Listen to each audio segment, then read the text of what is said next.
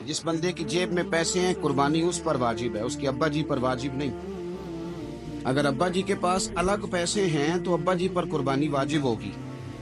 हाँ, अगर आपकी जेब इजाजत देती है तो आप 3 कुर्बानियां खरीदें या बड़े जानवर में 3 हिस्से डालें।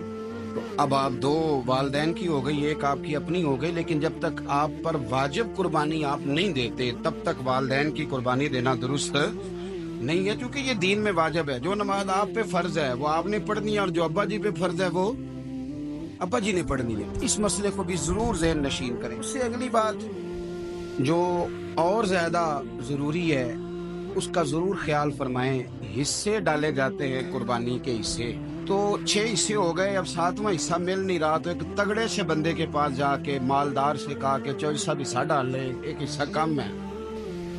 चौधरी साहब कहने लगे कि मैंने तो पहले भी 4 बकरे लिए हुए हैं, तो चलो अगर तुम कहते हो तो चलो बड़ा गोश्त आ जाएगा, टिक्के ही बना लेंगे, चलो बड़ा गोश्त भी 10 किलो आ जाएगा तो कबाब के लिए रख लेंगे, चलो रख लो हिस्सा। अब 6 बंदों की नियत कुर्बानी की, 7वें की गोश्त की, उसकी नियत कुर्बानी की, पिछले 6 की भी कुर्बानी नहीं होगी, वो भी गए काम से।